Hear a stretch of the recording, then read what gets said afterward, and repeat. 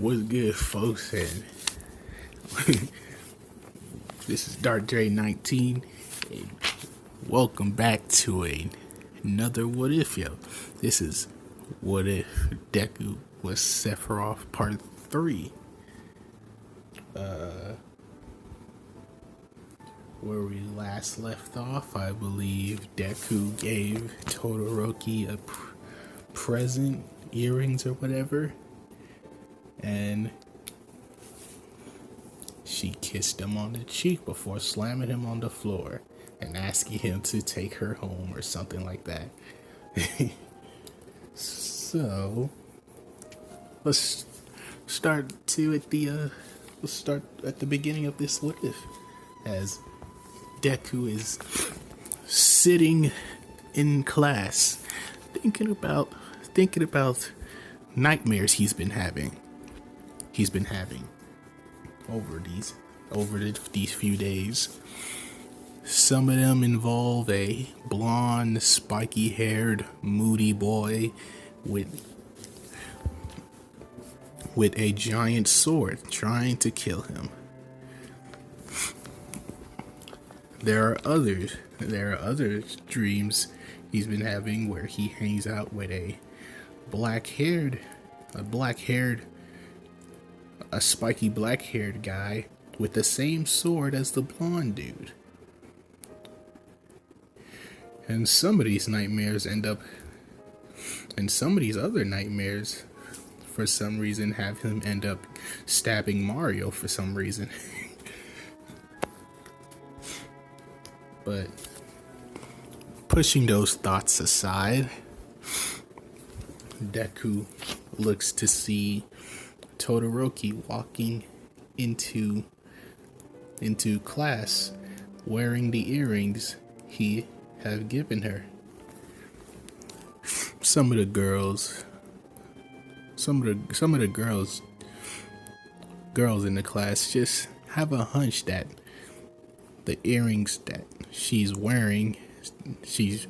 been wearing was given to her by Deku, which kind of makes them jealous.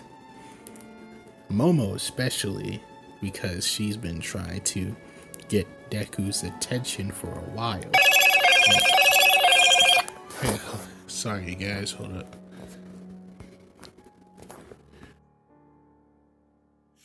Sorry about that, y'all. Was wanted to ask me a question, but what was I? But yeah, Momo, that she's been trying to get Deku's attention for a while, and for another girl who she thinks is not as hot as her gets Deku attention more than her, kind of pisses her off. So yeah, this is kind of how it is. Bakugo Ida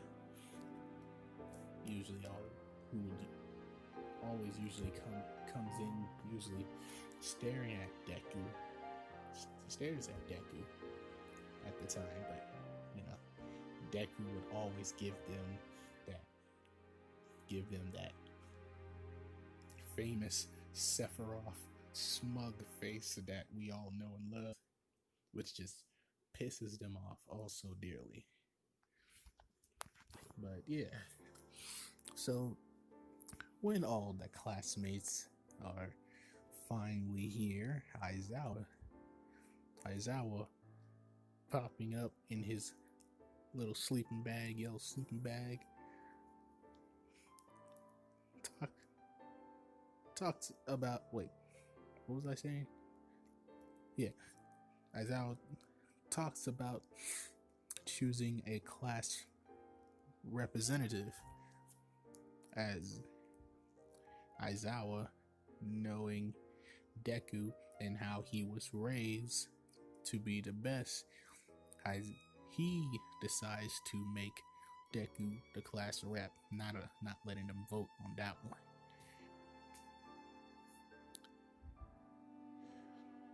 And nobody really objects to this besides Bakugo and Ida. But, Aizawa doesn't really care. But for vice president, for vice president, that was a vote which Momo won, since everybody knew that she was, she's pretty smart or whatever, so whatever. And most of the guys, think she's hot, so yeah, of course they can choose her because they idiots. But Momo's pretty happy at the fact that she is vice president, because now she gets to be closer to Deku. So yeah, so after all that,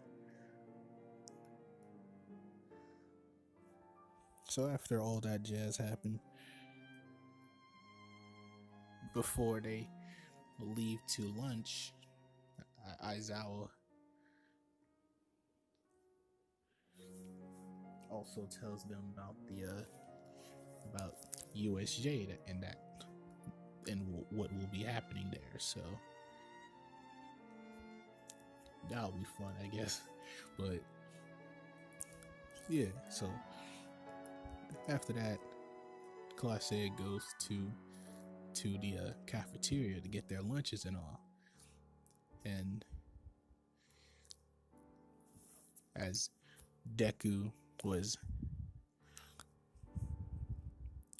picking out his lunch at all, and trying to make his way to his table, some purple-haired boy sticks out his leg trying to trip Deku. He's not really seeing the leg right in front of him, as he just keeps on walking until he hits the leg. But Deku's superhuman strength walks through the leg as he accidentally trips the boy. I'm sure we know who the boy is. Is that? I don't remember his name. Is it Shinso?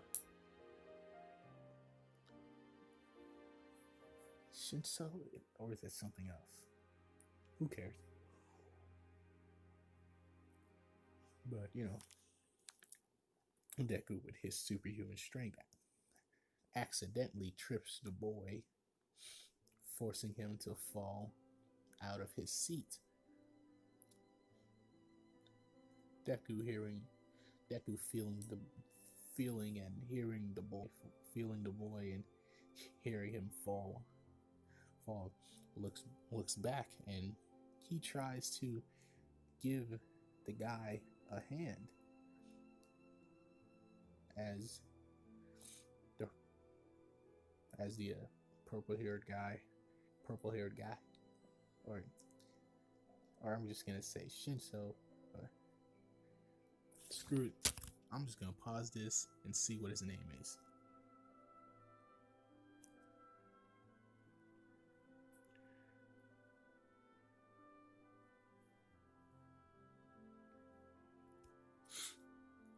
Wait, did it? Okay, it's in progress. So yeah. Oh yeah, the dude's name is Shinso. So, Shinso. So as Deku holds out his hand to pick Shinso up, Shinso, with a mischievous smile on his face, grabs on to Deku's hand, absorbing a little bit of all. As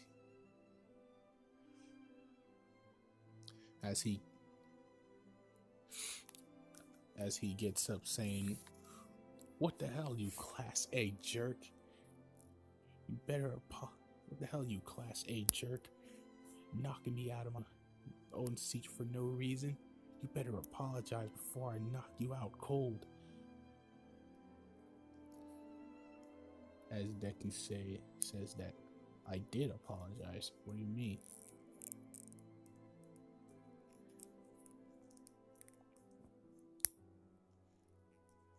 As Shinto saying, "You lying piece of crap. I'll teach you a lesson." As he goes for a punch at Deku's face, Deku just allows this punch to happen where where it barely grazes Deku as Shinso breaks his hand since even though it's only a little bit of one for all, he never it's just the fact that he just doesn't have the to control it. So it breaks his hand. And when the teachers come, hearing the cries of pain, Shinto tries to blame this all on Deku, saying that he just attacked me out of nowhere and broke my arm. Deku not really saying anything to this because he knows that there are cameras in the cafeteria, so he just, stands there saying nothing as the teachers take Shinso to Recovery Girl to heal his hand.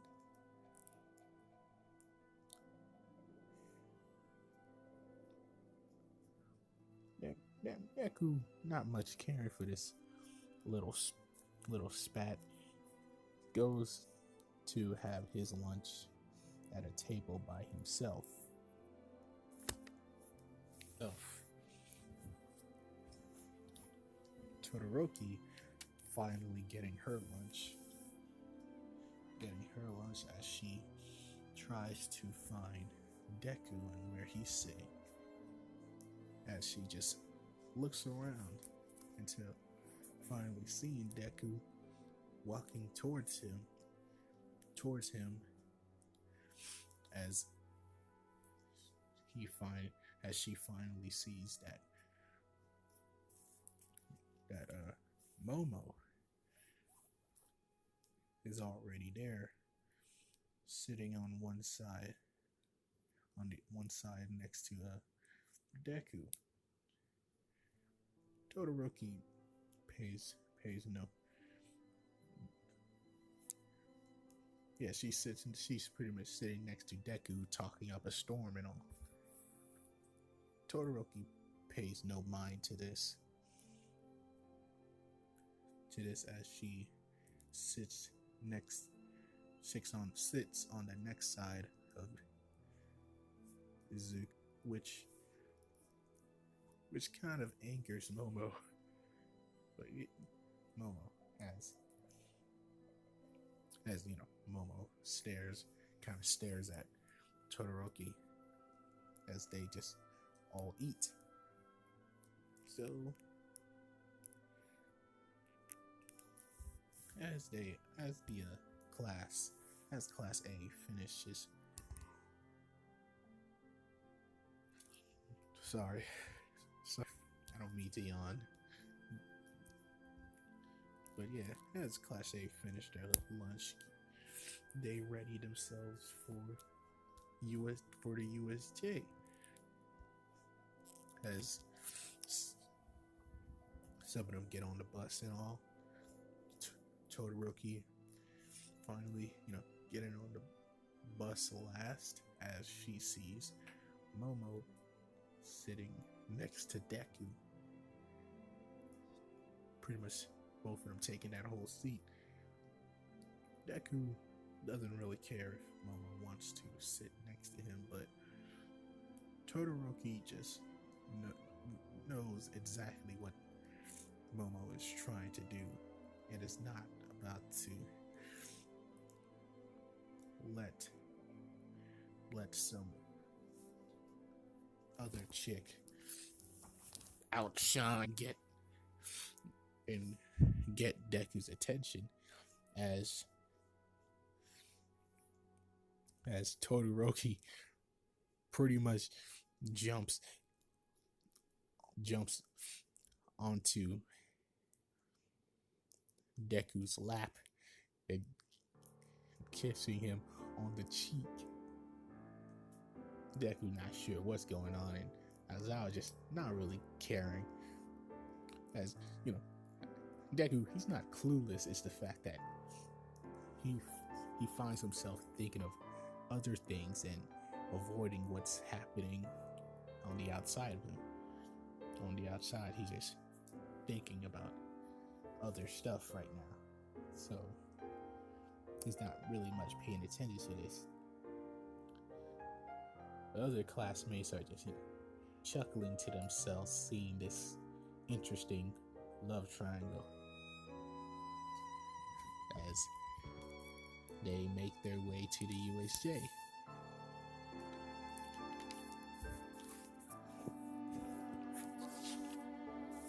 Tsuyu finally comes to where Deku is sitting, asking him, like, what exactly is his quirk? As Deku says that, well,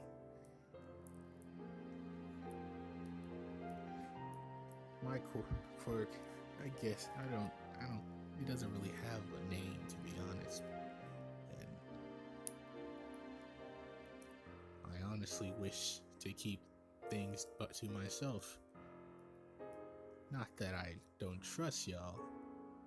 It's just I don't really understand it myself. As the classmates hearing this are just confused. Bakugo seems saying to himself that he's just saying in his head that he's just lying. He just don't want to tell us our quirk because he think we might find a weakness in it. Just, Bakugo's just mad. So they finally make it to the USJ as they go inside, meeting the hero 13 as she makes her speech about how quirks can be dangerous and all.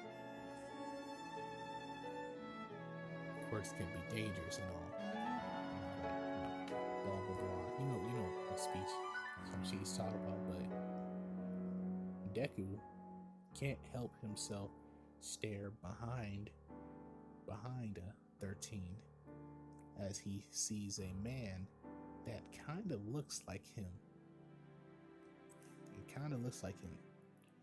It seems that no one else can see this man besides Deku, as he keeps walking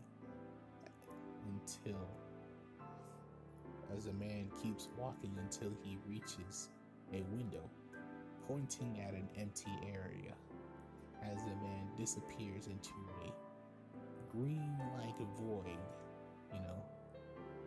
disappeared, kind of looked like the live stream. If you know what the green live stream joint looks like, then you know. I'm saying a lot. Sorry. I think I stopped that for a while back, but yeah. And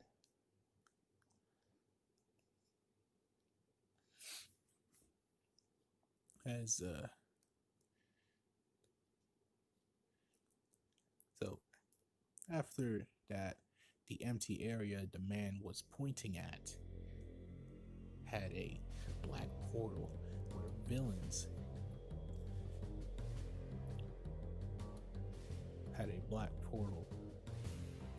where villains stepped out of. Deku quickly summons his sword to get ready for battle until he and the rest of his class was teleported to different areas of the USJ. And Deku finds himself falling, seeing a boat and a bunch of villains in the water. So before Deku lands, he uses an ice spell.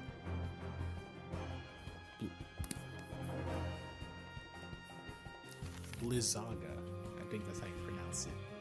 The strongest version of the ice spell, Blizzaga, freezing a lot of villains in place as he gracefully lands on the boat, catching Tsuyu in the process. Because I believe she was also teleported to the boat area along with Deku in canon. So yeah, he catches Tsuyu as Mineta falls into the water, into the water that wasn't frozen. As Tsuyu finds herself blushing as she says, "Doria, you're kind of grabbing onto my chest." As Deku, not really embarrassed, puts Tsuyu down, saying, "My apologies, Frog Girl. I didn't mean for that to happen." As Frog's saying that you can call me Sue. Alright. As Deku's, "Okay, Sue. What shall we do now?" "Well, I was hoping you would have an idea, Doria. You being a genius and all." "Well, I do have an idea. I'm just open to others what they would want to do. But if you can't think of anything," as Deku just picks up Mineta with telekinesis and holds Tsuyu in his arm as he flaps his black wing, flying to shore.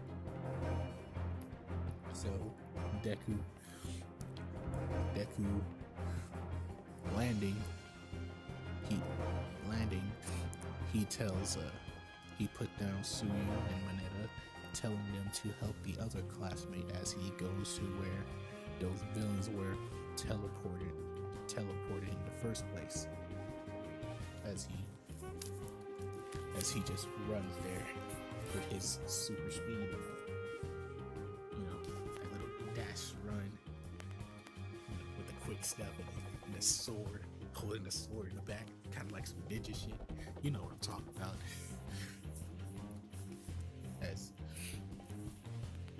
Deku makes it there.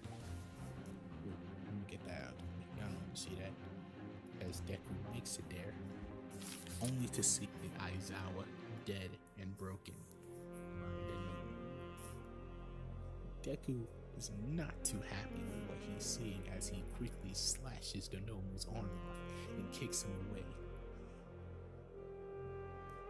And as he kicks the Nomu, he uses the spell Arise to revive Aizawa. Aizawa kind of freaking out a little because he thought he was dead. As Deku uses another spell called Mana Wall, giving Aizawa a 50% resistance to all damage, telling Aizawa that he will deal with the rest of the father villains as Deku will take on the Nomu. So Deku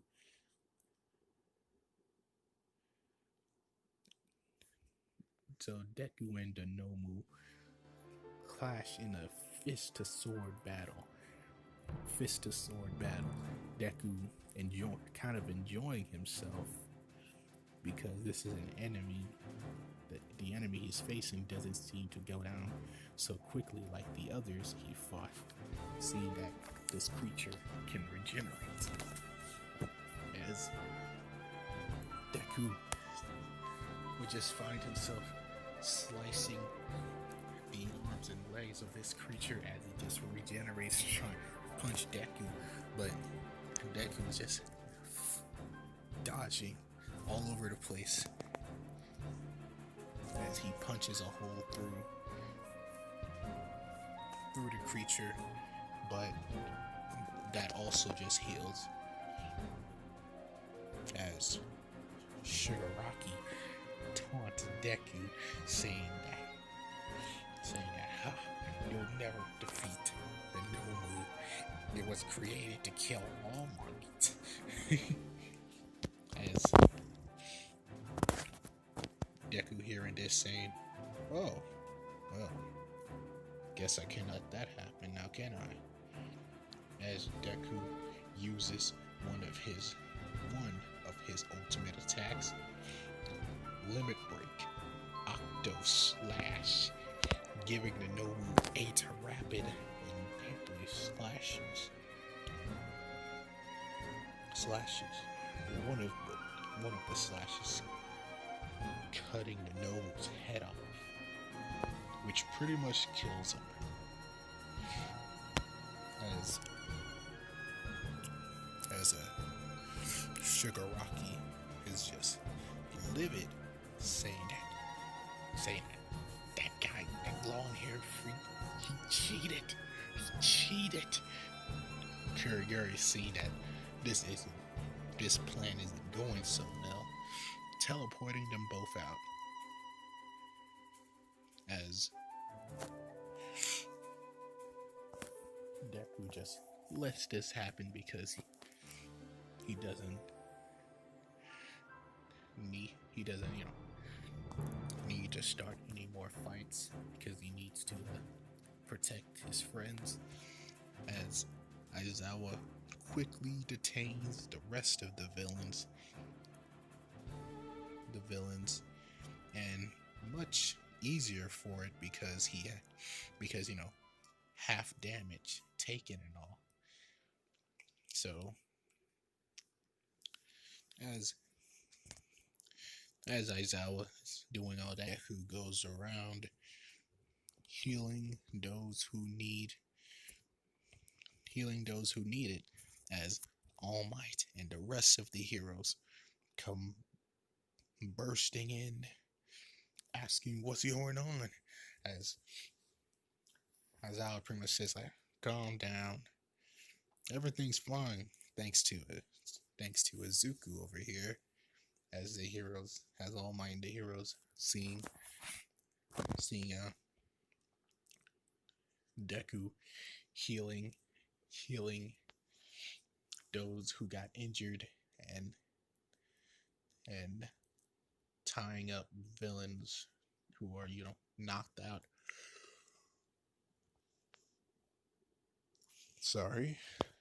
Knocked out and all. As All Might is just proud at the fact that he has such a powerful successor that can take care of everyone if he's not around and all. And the heroes who were with All Might are just shocked at the fact that it seems that Deku just has another quirk, and it's a healing quirk, a quite overpowered quirk in its own right. As they're just glad that Deku is pretty much on their side and wants to be a hero.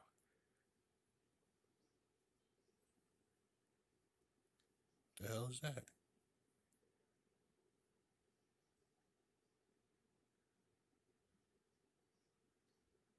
Y'all hear all that?